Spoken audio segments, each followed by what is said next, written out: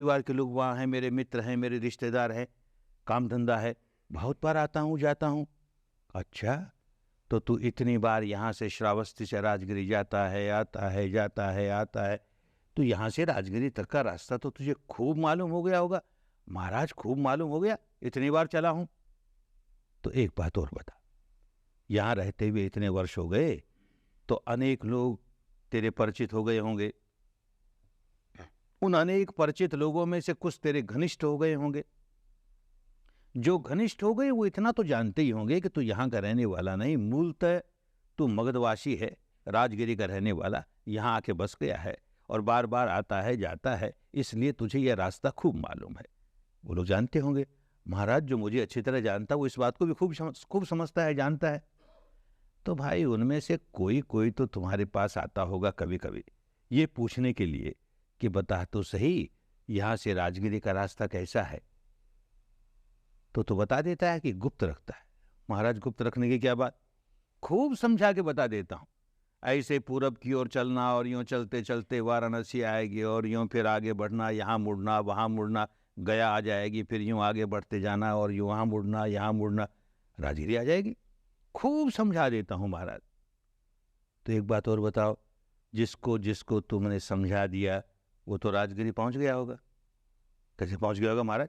हमने तो समझा दिया रास्ता, अब वो चले उस पर तो पहुंच जाएगा। अरे भले आदमी, यही तो मैं कहता हूं, ये इतने लोग जो मेरे पास आते हैं, भीड़ की भीड़, वो इस बात को खूब समझ गए हैं कि ये व्यक्ति मुक्ति तक का रास्ता खूब जानता है, क्योंकि चला है, मुक्ति तक के रास्ते पर चला है, अपने अनुभव से जान गया। तो पूछते हैं बेचारे, मैं क्या छिपाऊं, बड़े प्यार से उनको बताता हूं, ऐसा रास्ता है, कदम कदम चलते हुए ये स्टेशन आएगी, वो स्टेशन आएगी, ऐसा अनुभव होगा, वैसा होगा, ये कठिनाइयां आएगी, ये सारी बातें समझा देता हूं। अब कोई आदमी सारी बात सुन करके 3 बार सिर झुकाए और कहे साधु साधु साधु, बहुत अच्छा कहा आपने, पर चलूंगा नहीं एक कदम भी, तो कैसे पहुंच जाएगा भाई? कैसे पहुंच जाएगा? कोई चल पड़े, एक कदम भी चला तो अपने लक्ष्य के एक कदम नजदीक पहुंच गया। 10 कदम चला वो 10 कदम नजदीक पहुंच गया, 100 कदम चला वो 100 कदम नजदीक पहुंच गया। और जिसने कदम कदम चलते हुए सारा रास्ता माप लिया, वो तो पहुंच गया लक्ष्य तक। चलना तुम्हें ही पड़ेगा। कोई बड़े प्यार से रास्ता भले बता दे, चलना तुम्हें ही पड़ेगा। ये बात हर साधक को, धर्म के रास्ते चलने वाले हर साधक को ये बात बहुत अच्छी तरह समझ लेनी चाहिए, चलना मुझे ही पड़ेगा। अपने मन को मैला किसने किया? स्वयं मैंने किया ना। अपने अबोध अवस्था में, अपने अज्ञान अवस्था में, अपने मोह मूढ़ता में मैंने गांठें बांधी, अपने मन का स्वभाव दूषित कर लिया, उसे राग रंजित, द्वेष दूषित, मोह विबूढ़ित रहने वाला बना दिया। कौन जिम्मेदार इसका? कोई अदृश्य शक्ति उसे क्या पड़ी कि संसार के सारे प्राणियों के मन को विकारों से ग्रस्त कर दो और सबको दुखिया बना दो। किसी को क्या पड़ी, क्यों करेगा कोई?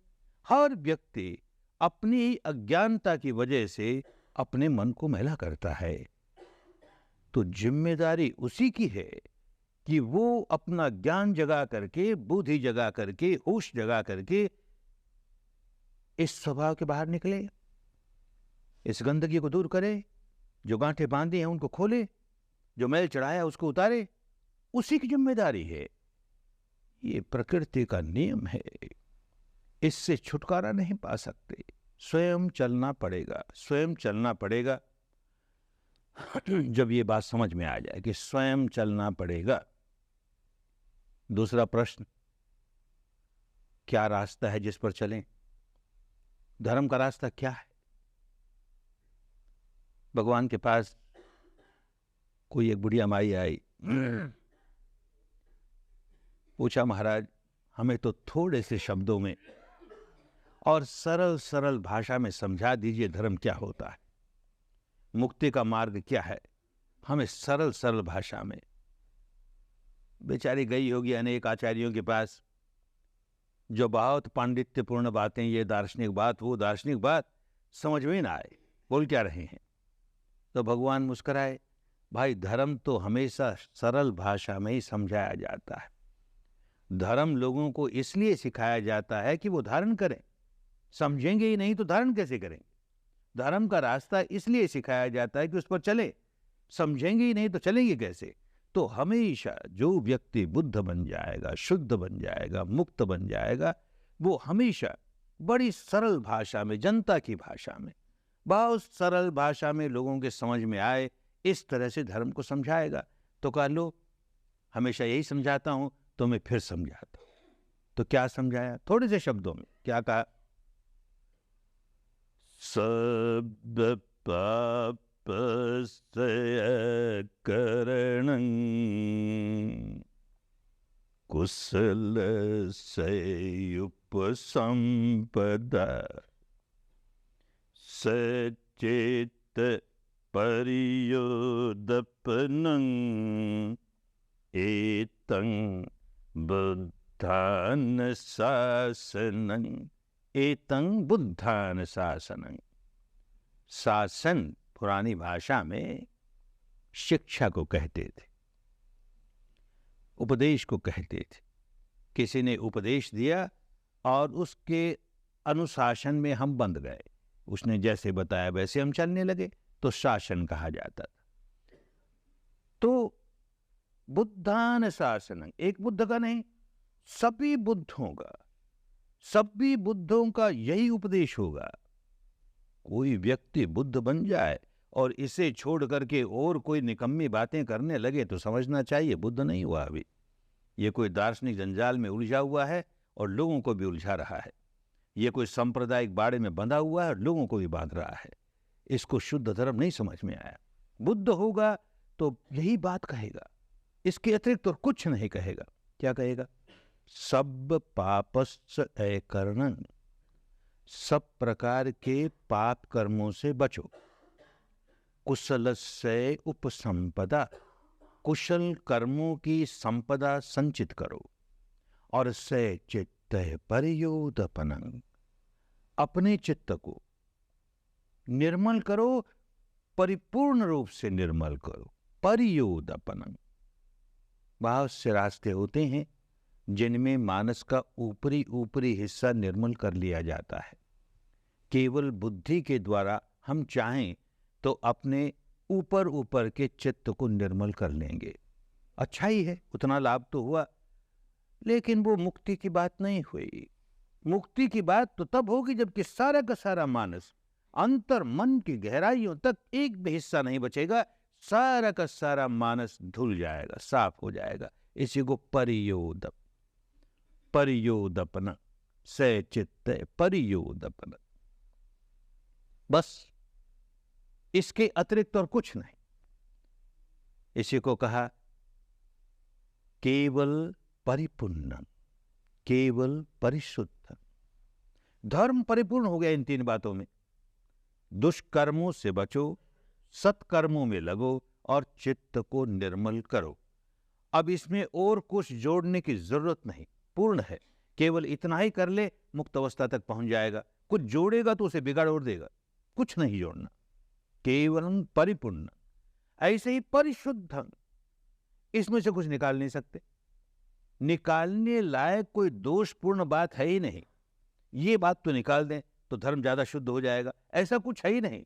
इन तीनों बातों में धर्म की परम शुद्धता समाई हुई, परम परिपूर्णता समाई हुई, तो ही समझना चाहिए शुद्ध धर्म है। कुछ और करने का है ही नहीं। सब पापस्य अकरणं, सब तरह के पाप कर्मों से बचो। पाप कर्म क्या हुए? सब तरह के कुशल कर्मों में लगो। कुशल कर्म क्या? पुण्य क्या? पाप क्या? पुण्य क्या? बात तो बड़ी सीधी सीधी, लेकिन यही बात जब दूषित हो जाती है, किसी संप्रदाय के साथ बन जाती है, सार्वजनीन बात है, लेकिन किसी संप्रदाय के साथ जुड़ गई तो बिगड़ गई। अब उसकी अलग अलग परिभाषा, क्या पुण्य है, क्या पाप है, क्या धर्म है, क्या पाप है, इत्यादि इत्यादि। कुछ लोग जो धर्म को ठीक नहीं समझते, तो इस तरह के बाह्य आडंबर करने वाला व्यक्ति, बाहर बाहर का दिखावा करने वाला व्यक्ति बड़ा धर्मवान, ऐसा नहीं करने वाला व्यक्ति धर्मवान नहीं। तो हर संप्रदाय के अपने अपने बाहरी दिखावे होते हैं। तो इस संप्रदाय का धर्मवान कहलाने वाला व्यक्ति इस तरह का उसका बाहरी दिखावा, दूसरे संप्रदाय का धर्मवान कहलाने वाला व्यक्ति उसका दूसरे तरह का दिखावा। वो बाहरी दिखावा ही धर्म बन गया उनके लिए, सही धर्म छूट गया। किसी किसी की बात समझ में आ जाए कि अरे बाहरी दिखावे में क्या पड़ा है भाई, तो और दूसरी बात में उलझ जाएगा। किसी एक संप्रदाय के इस प्रकार के कर्मकांड, तो कहेगा जो जो व्यक्ति इस प्रकार के कर्मकांड करता है वो तो धर्मवान, जो इस प्रकार के कर्मकांड नहीं करता वो धर्मवान नहीं। तो अलग अलग संप्रदायों के अपने अपने कर्मकांड, किसको धर्म माने किसको नहीं धर्म माने, फिर उलझा दिया। इससे भी निकला कोई आदमी इन कर्मकांडों में क्या पड़ा है, तो और एक बड़ा बंधन, बहुत बड़ा बंधन। हर संप्रदाय की अपनी अपनी दार्शनिक मान्यता, हर दार्शनिक मान्यता एक संप्रदाय खड़ा कर देती है। हर संप्रदाय एक दार्शनिक मान्यता से उलझा हुआ है, बंधा हुआ है।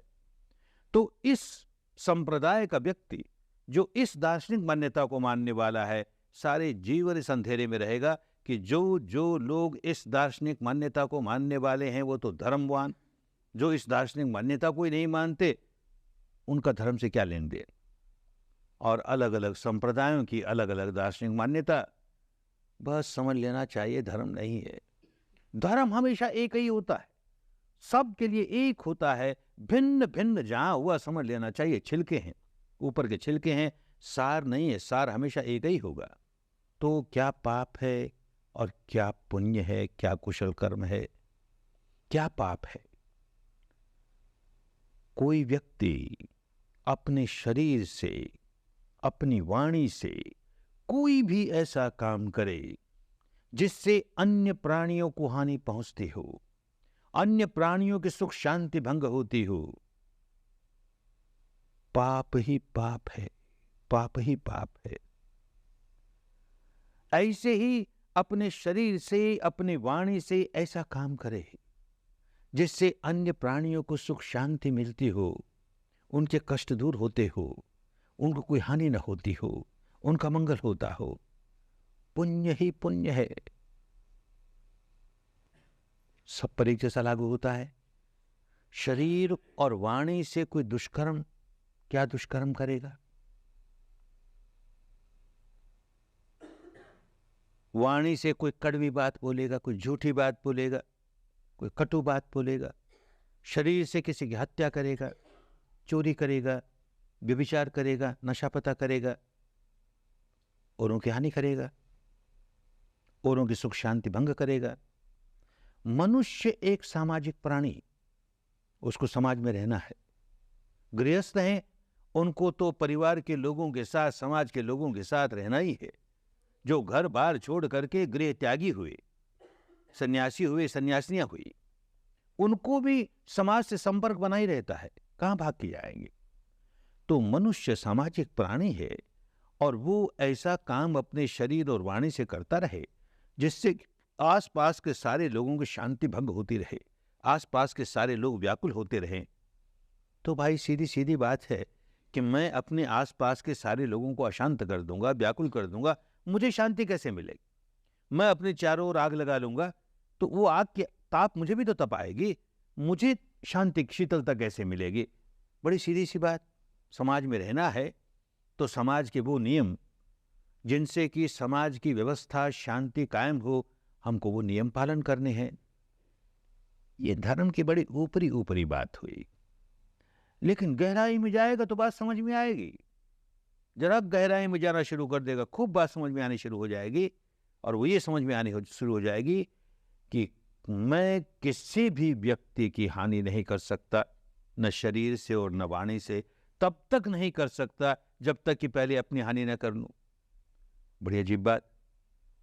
ऐसा ही है, कुदरत का नियम ऐसा ही है। हत्या कोई तब तक नहीं कर सकेगा जब तक कि अपने भीतर क्रोध न जगा ले, द्वेष न जगा ले, दुर्भावना न जगा ले, और वो भी इतनी गहरी, तब जाके किसी की हत्या करेगा। चोरी तब तक नहीं कर सकेगा जब तक लोभ न जगा ले, व्यभिचार तब तक नहीं कर सकेगा तब तक वासना न जगा ले। सारे के सारे शरीर और चित्त के दुष्कर्म करने के पहले मन में कोई न कोई विकार जगाना होता है। और जैसे ही विकार जगाया कि कुदरत ने दंड देना शुरू किया, प्रकृति ने दंड देना शुरू किया, धर्म नियामता ने दंड देना शुरू किया। पता है नियम है, कोई करके देख ले। हत्या करता है और अंदर क्रोध ही नहीं आता, द्वेष ही नहीं आता, हंसते हंसते कौन किसी की हत्या करेगा। चोरी करता है, लोभ ही नहीं जागता, व्यभिचार करता है, वासना कैसे होगा, विकार जागेगा ही। और करके देखे, विकार जागता है तो व्याकुल होता हूं कि नहीं। विकार जागता है भीतर और भीतर देखना आया नहीं, बाहर का जो आलंबन है वही प्रमुख हो गया। तो भीतर अपने देखा ही नहीं कि मेरी कितनी हानि हो रही है। अपनी हानि हो रही है, ये बात धर्म के रास्ते चलते चलते खूब समझ में आने लगेगी।